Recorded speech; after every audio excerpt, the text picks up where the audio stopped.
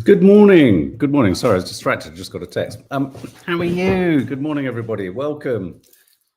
Anyone who's listening on podcast, you won't be able to relish, enjoy, and indulge in the beauty of my T-shirt here. Christmas present from Maddie a few years ago. It's Theresa May with a fag in her mouth, a can of Carlsberg, and a cone of chips. Good morning. Good morning. Faith Goodman asking a killer question from the get-go. Do you think if someone has lost their Oscar in the LA fires, do you think they will be able to get a replacement? Yes, the Academy does operate a lost, stolen, or destroyed policy. So I think they will, yeah. We'll be talking about that. We're going to be talking about the Oscars. Are the Oscars cancelled? Well, we were having a debate last night, postponed or cancelled? And I think the C word is more appropriate here. It looks like they could be cancelled. Yeah, she's having a fag. And of course, that's because of the wildfires, not simply a consequence. Well, it's an interesting topic because a number of things have been cancelled, and we'll talk about that. Tone, it's about tone. It's about tone as much as it is about the petrifying, rampaging, ravaging fires that are destroying many, many ordinary Los Angelinos' lives, as well as obviously the lives of some of the rich and famous too. Natural disasters do not account for fame. Natural disasters don't have an Instagram account where they're only following people with a blue tick. So we're going to be talking about that. Nadia sent a screen grab of an Instagram post this morning, and I looked into this, and it's an interesting story, which isn't particularly new, as in it landed about 6 months ago. But I think it speaks to something that maybe we need one here. And this is the idea of a male behaviour minister. Any Australians here? Apparently in Victoria, the state, do they call them state? New South Wales, etc. In the state of Victoria, they have a male behaviour minister. I kid you not. To deal with toxic masculinity. What a cracking idea. And then in this country, if we got one, it would probably be Potato Head, though, wouldn't it? And on that, Potato Head looks like he's coming out of house arrest. Trump's YMCA, or Trump loves YMCA, doesn't he, by the village people. YMCA. I don't know why is that a dance? Was that, I mean, he has actually done that as well, hasn't he? Him and Elon Musk. He's done the arms, he's done the spelling it out. Anyway, the village people, the band, the group, which I've been when you go down we sometimes go down wormholes in certain stories where, this is potentially a sort of light-hearted story, but then you sort of think, hang on a minute. The founder of the Village People is trying to tell us that it wasn't a band for gay people. Really? I'm shocked and surprised. And I also wanted to, though many of you probably will be too young or might not know or have heard of him, I wanted to just give a shout out to Tony Slattery, comedian, actor, sort of part of the sort of Stephen Fry generation who sadly passed away, or his passing away, I think was announced yesterday or the day before. Very sad, very, very sad story as well. Those of you who do know, but we'll talk about him in a sec. And it's not in the title, but I also want to touch upon the Israel-Gaza ceasefire. It feels like we are tantalizingly close as we've ever been, to the possibility of a ceasefire in the Israel-Gaza war. And of course, this is going to be interesting, isn't it? Because I'm just curious to know what you think. Who do you think, what has changed the dial? Admittedly, we haven't quite got it over the line. We've been here before where the Biden administration has kind of sold us the idea that a ceasefire has happened. Netanyahu's agreed to it. Netanyahu never says anything. Big baby Bibi says nothing publicly. So we never know whether he has really agreed to it. But America provides cloud cover, says he's agreed to it, and then turns around in the playground and says, Hamas, it's your turn to say yes. And then Hamas go, well, we said yes, but we said yes to something else. And then everyone starts pointing fingers at each other. And everyone goes, no, he said, she said, it said it. Yeah. But it does slightly feel like what's the one big difference in the equation at the moment? And I mean, it's with frustration that one has to say, it's the big baby, it's the other big brown baby in the corner. It's Donald Trump. Trump is in the building, and I'm going to end this war. I mean, is it him? And if so, how? It's really hard to kind of hear this. Of course, like I reposted, or I took a part of our coffee moaning yesterday and reposted it on Instagram, because I really wanted to kind of hammer to the back of the net this idea. Everyone wants a ceasefire. I mean, let's not forget, many of us here in this room, many people have been on the marches, on television, on red carpets, have called for a ceasefire.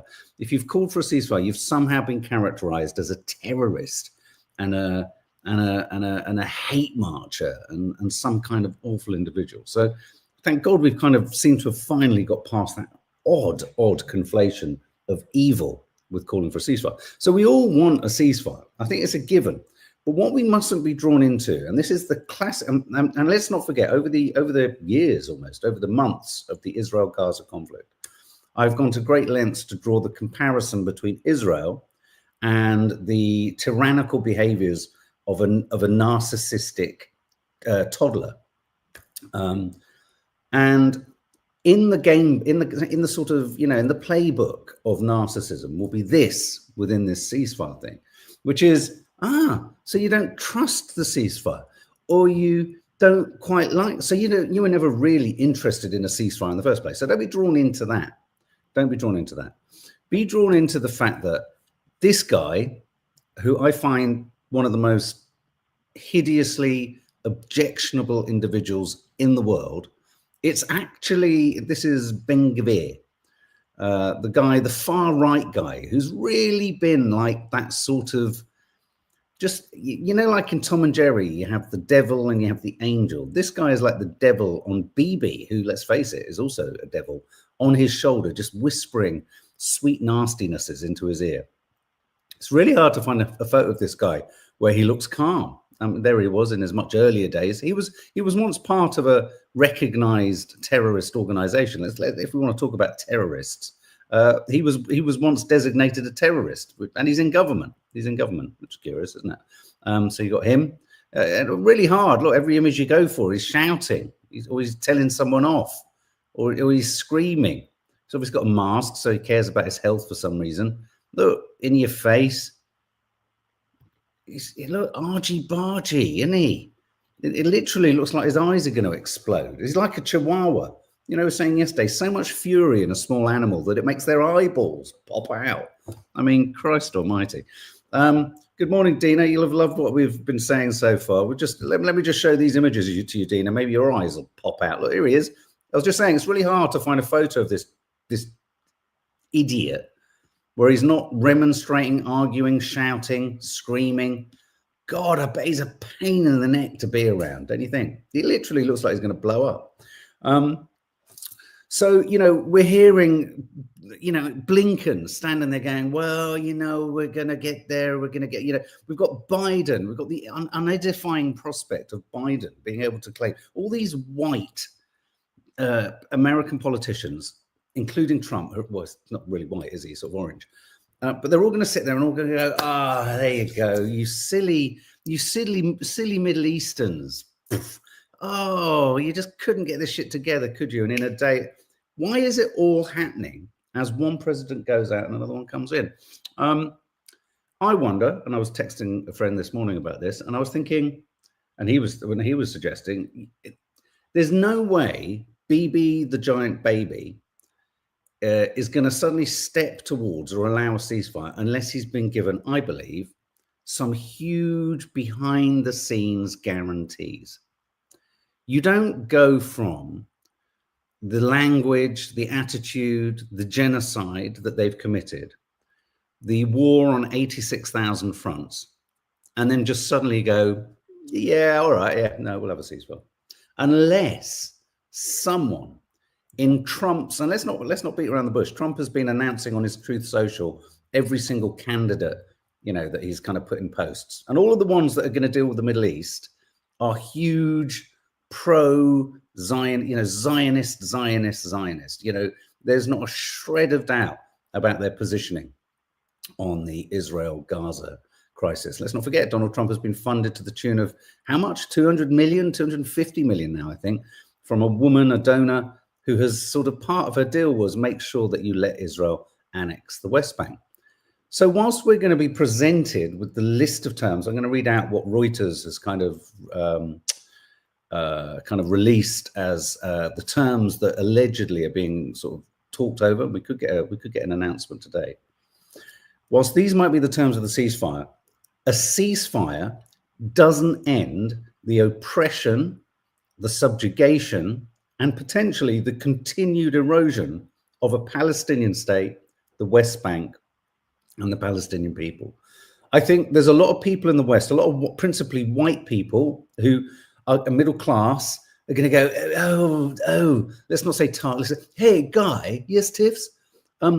It's great news, they looks like they've got a ceasefire. They're going to get a ceasefire. Oh, that's such great news, Guy, isn't it?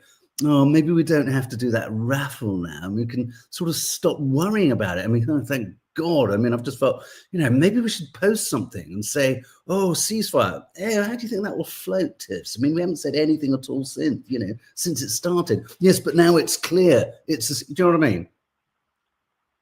There's going to be a lot of people who feel they can come out from the woodwork and go, yeah, ceasefire, this is brilliant. Oh, yeah. And of course, on one level, of course it is. Here's the immediate thing that needs to stop is the pulverization of the people of Gaza, but also the people of the West Bank. We're not hearing it because it's not an official genocide. I mean, we're in a ridiculous situation here where we've got an official live stream genocide that people are still disputing in Gaza. But we've also got a genocide, an ecocide, what's it called when it's academic, they're destroying the infrastructure of the West Bank. But because it's not official, it's not an official genocide.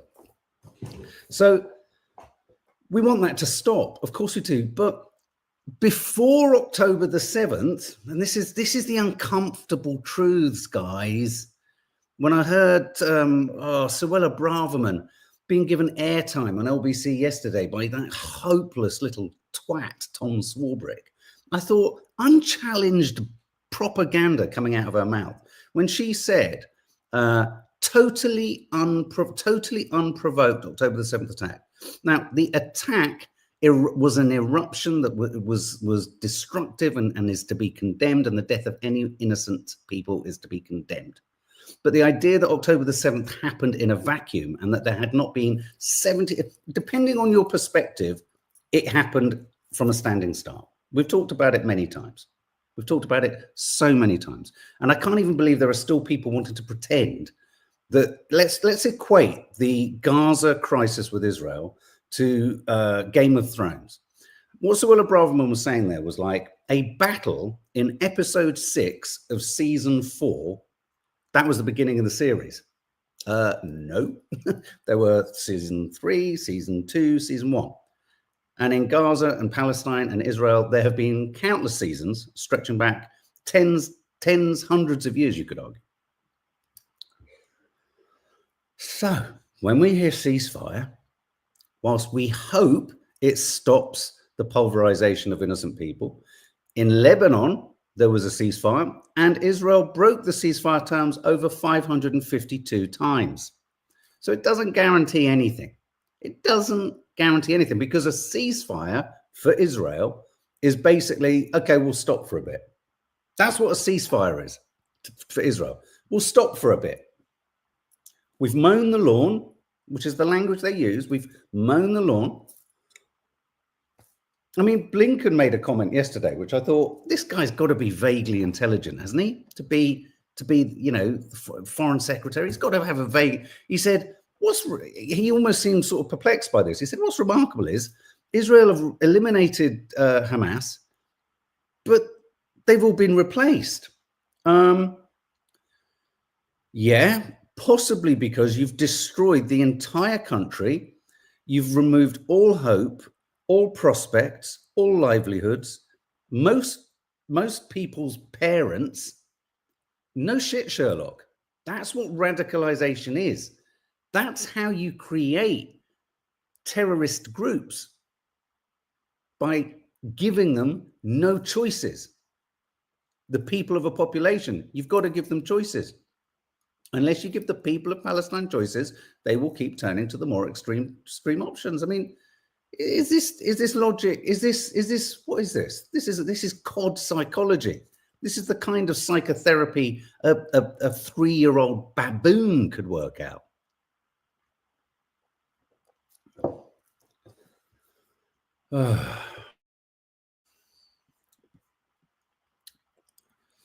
Anyway, Dina, pretty glad you jumped join. Nikki Bull, hard to feel happy about a ceasefire when we know how evil and untrustworthy Israel is. As simple as that. Ceasefire is only the first step, and it's an entirely reversible step too.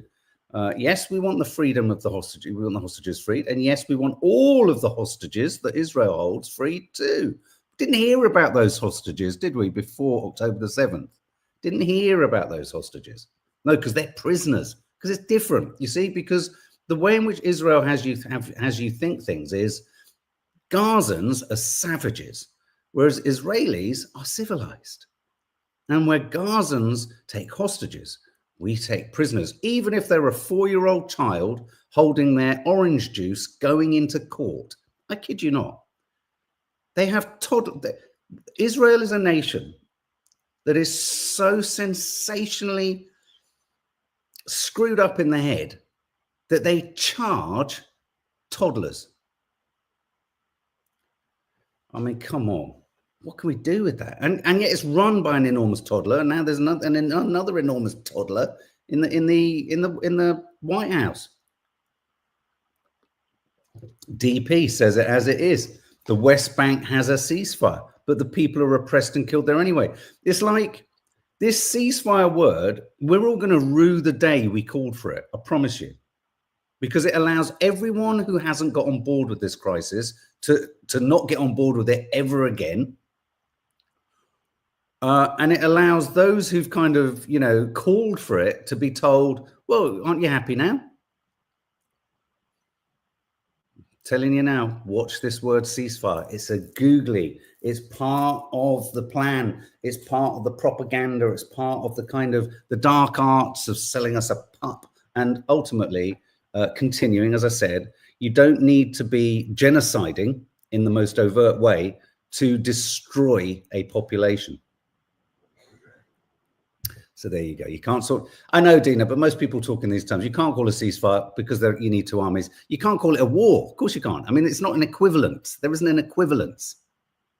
I mean, if you want to get into the strict definitions of it all, Israel can't self-defend because it's an occupying force. It could self-defend and the encroachment on its own country, Israel, on October the 7th. But going into Gaza, and you can't operate as a self-defense force when you occupy the land.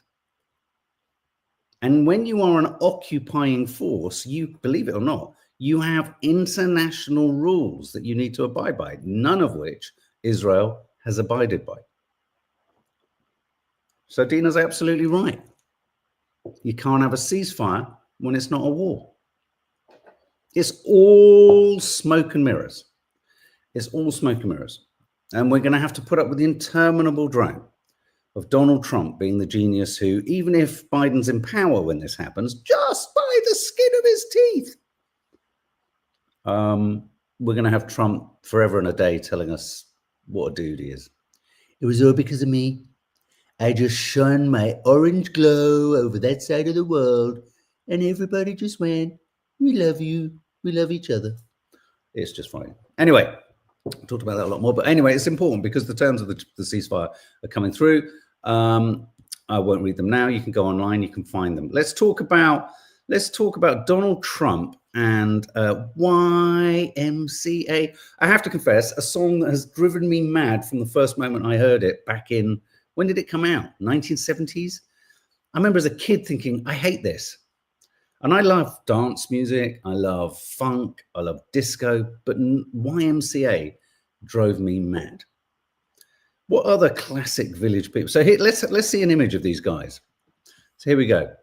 This is the Village People, and their lead, their current lead singer. What was he said? It's quite interesting what he said. So the Village People's decision to perform at the President-elect Donald Trump's inaugural ball and rally has sparked a huge backlash from the LGBT plus community. They gained fame in the 70s, YMCA, etc. And YMCA, they had, very flamboyant on stage. They wore the kind of, the hard hats, cowboy chaps, and all that kind of stuff. But anyway, the lead singer, Victor Willis, wrote on Facebook this: "We know this won't make some of you happy to hear. However, we believe that music is to be performed without regard to politics." And I want to ask you this: is it all right? Should we judge the Village People for performing at Donald Trump's inauguration? Are they somehow letting the team down? Are they turning their back on the LGBT plus sort of support that really has probably single-handedly kept that tune alive? They just want some limelight. Exactly. I just thought I'd share this with you. There's Donald Trump dancing to YMCA. Looks like he's trying to pull himself up on a sort of bar of some form. Sorry for this. I mean, you've had Ben Gvir shouting, and then you've had Donald Trump dancing. I mean, my God! And this, if you're eating your breakfast, I do apologise. There's only one Village person left, and I think some have retired and some have died. Well, this is it, and this is the guy who's giving it back. So he says he knows that this will make you unhappy. He says, our song, YMCA, is a global anthem that hopefully helps bring the country together after a tumultuous and divided campaign where our preferred candidate lost. That was what he said. Yeah, over on Facebook. The outrage was swift. One fan responded on Facebook saying, "I have no more respect for your group." Someone else said, "This decision feels like a betrayal to the very people who supported you." But other people who are MAGA supporters said, "This is great to hear. Kudos to you. This is how America's supposed to be." And so, yeah, but lead singer, listen to this. In 2020, the lead singer, Willis, he'd previously, in the 2020 election, voiced his disapproval of the use of YMCA. So, yeah, clearly they just want a moment in the sun. It's an opportunity to bring the band back together. It's a bit of cash, I guess. I'm a bit pissed off that Carrie Underwood is... So if a favourite star... I mean, for example, I've lost... Well, not that I had that much. I was never a U2 fan, but my God, Bono can go and do one. Sorry to any U2 fans. But his absolute silence and suppurating support of Israel is just shocking. Shocking.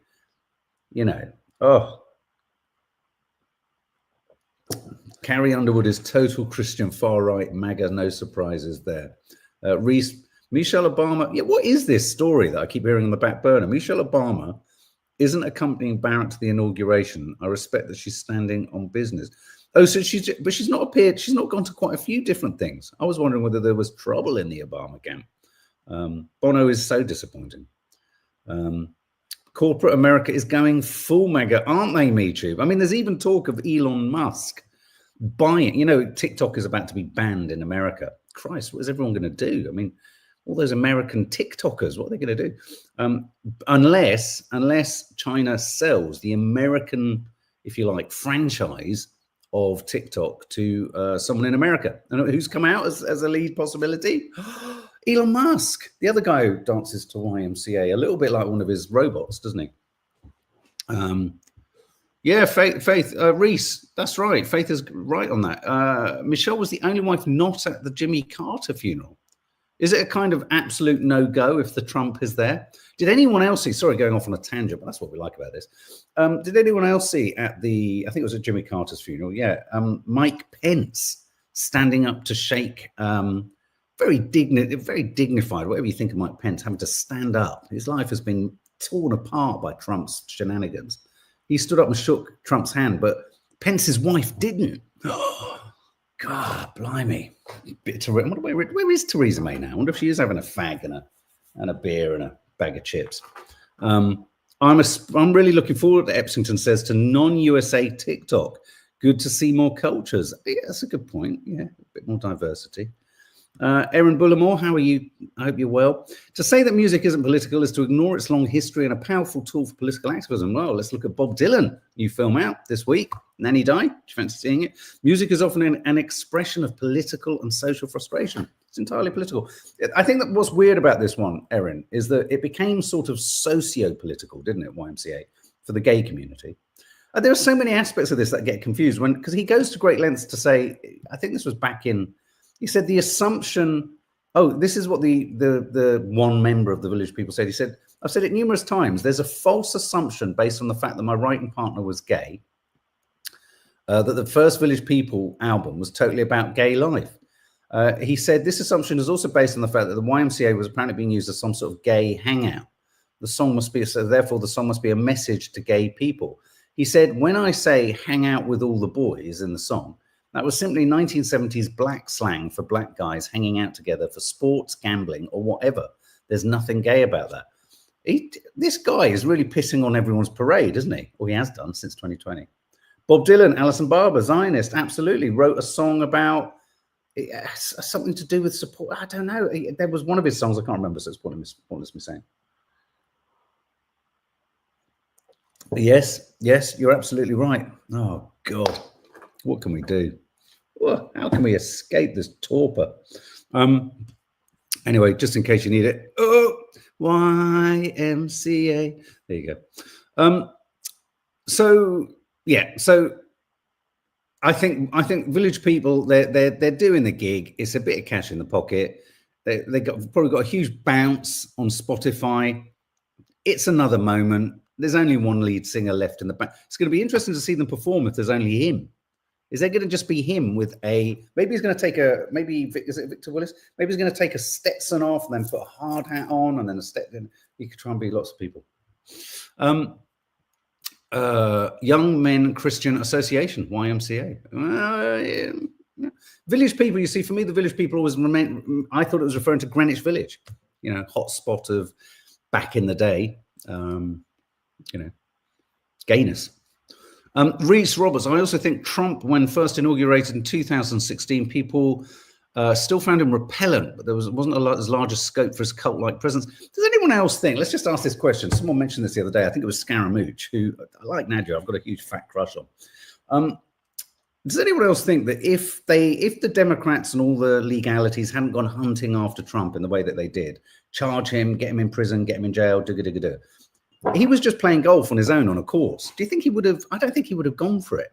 I think in a weird way, when the Democrats sort of like slap their head and go, oh my God, how can you talk about Trump in a positive way? Obama, I don't know what you think about this, Reese. I think Barack Obama was single-handedly responsible for humiliating Trump or roasting him in such a spectacular way at the governor's ball, is it, or whatever, so many years ago. That was when Trump decided to run. So you could say it's all Obama's fault. Because I don't think there would have been, but then where would we be now? Who would we have? Would it be someone worse? I don't know. You know what I'm more fascinated by? What's going to happen after 4 years? Where are we going to go? Anyway, Hollywood, the Oscars. I saw this story, and when I mentioned this to the gang, they were like, well, I don't think it's going to be cancelled, Dad. I think it's going to be postponed. But looking at the story, I think there could be a cancelling going on. Now, it's a moot point, cancelling versus, will they postpone to later in the year? This is the idea that the Oscars, this is more to do with, it's a little bit, it's a weird kind of conflation of two stories, but if you think of Meghan Markle pulling her series, I think if she got a bit of stick for it, thinking I think what she did was right. I think Beyonce had some announcement she was going to make as well, and she shelved that, maybe a new album tour, whatever. It seems kind of appropriate that, I think one of the aspects, parking to one side, the LA fires, and I think Nadia more than perfectly summed up the potential parallels, connections, and issues therein between Gaza and the humanitarian response of people to people in crisis. Let's just put that to the side. But let's just look. So one of the other aspects, I think, of the Los Angeles fires that I think is really interesting or challenging or thought-provoking is this idea of the haves and the have-nots. I was being lighthearted at the beginning, but natural disasters, the wildfires, they do not care for wealth. They do not care for, the only thing that's possibly in terms of wealth that's going to get in the way is you have the money to build a fireproof house, potentially. Maybe that's why Tom Hanks's house didn't go up in flames. Who knows? But this is a city that is, many cities, cities all over the world are built on trade. And I think what is fascinating about Hollywood, when you dig into the history of Hollywood, like there were oil cities that were built off the back of the, finding oil. And then there were the sort of the locomotive cities. And then there were the kind of automobile cities, Detroit, places like that. Hollywood's industry was movie making, and the film lots, it was industrial. And when you go there, if you've been there, you'll know.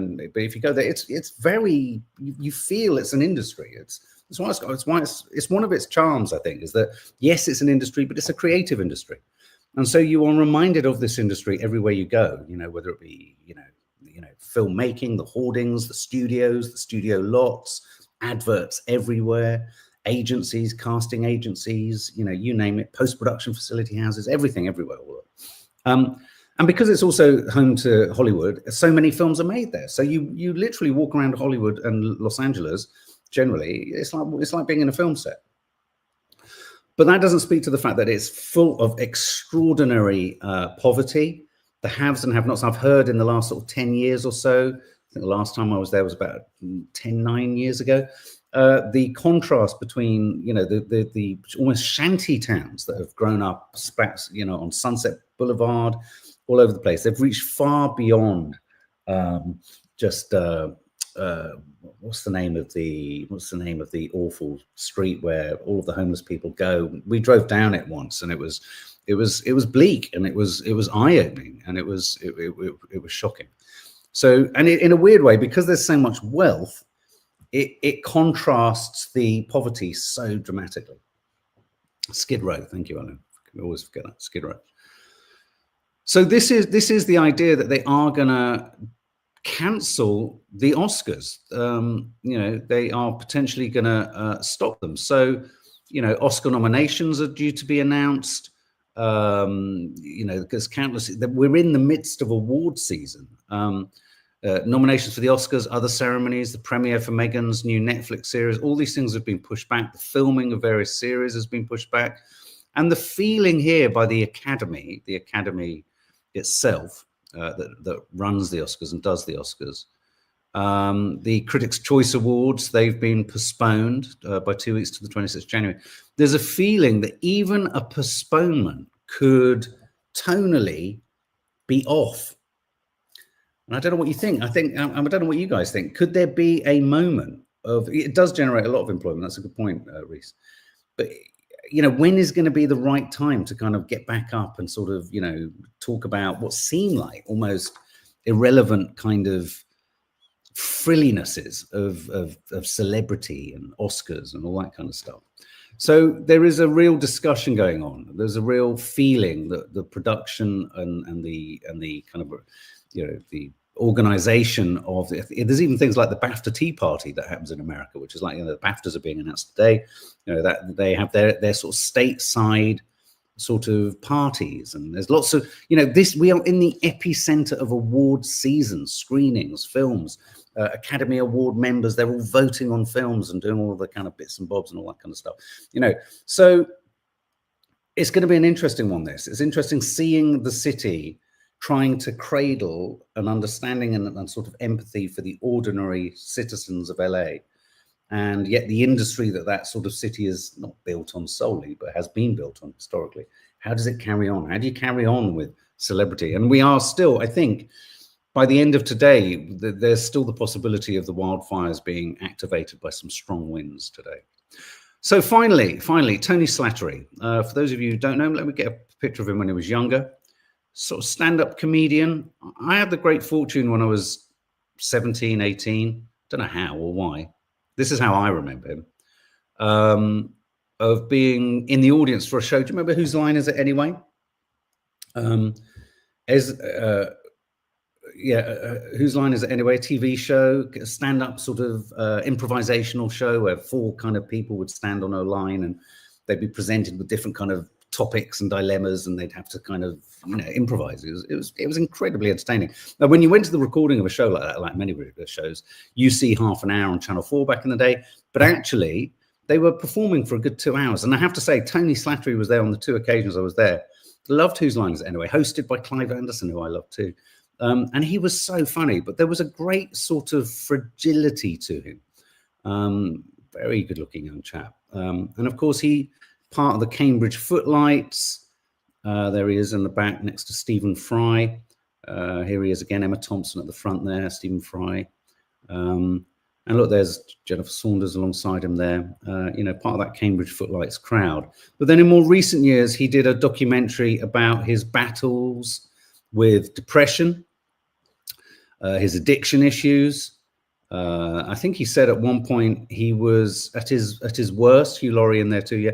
At his worst, he would in a day take something like, I think I'm right in thinking this, 20 grams of coke and 2 bottles of vodka. He did untold damage to his body. And when this story broke, I felt really sad because he'd kind of turned a corner towards the end of his life. He was doing podcasting. He'd been with his partner, his boyfriend partner, I think for 20 years. So he had a sort of long-term relationship. He was on Patreon. He was just building a sort of following for some of his own content in this wonderfully liberating multimedia land, social media land, where you can generate your own content. He was becoming a content creator, and then he tragically died of a heart attack. But when it happened, I said to Nat, isn't it interesting? His death of a heart attack won't necessarily be assigned to as an addiction death. And yet he's talked massively about how, and the thing that I really related to in his story was, and I've talked about it before, and I'll be doing more talks about mental health this year, how his manic depression or bipolar, manic depression was what bipolar used to be called, was, alcohol and drugs he used to kind of medicate the emotions that he was struggling with himself. Yeah, he was just 65. But the long-term damage of his cocaine abuse and his alcohol abuse will have fundamentally compromised his body. And so whilst there's always the concern when someone struggled with substances, oh my God, I wonder if they died in a last moment of addiction, overdoing it, doing something. It doesn't, how many people know people who've died through undiagnosed addiction issues, which have led to kind of health issues that have fundamentally compromised their lives. And they don't necessarily get grouped in with deaths from addiction, do they? It's like, oh yeah, no, I know my great granddad, he died of a heart attack. But also no one sort of talks about, oh yeah, but he was, because there's great shame around it too. And people don't want to remember that. But actually, I think Tony Slattery is very much, if you look at the way and the nature of his death, I think you can probably say he fully, and given the amount he took, he probably definitely compromised his body. Anyway, guys, so yeah, I just want to pop his image up there. I mean, that was him in his later days, but a real talent. But also, as I say, there was always a fragility too. Anyway, guys, there you go. Have a lovely day. A historic vlog is going to be landing. I'll say historic. It's from 2024. That'll be landing later today. And a Baby Girl review is coming. A bit of saucy Nicole Kidman, Harris Dickinson style stuff. I don't know what to make of that. But anyway, see you soon and have a lovely day. Stay safe.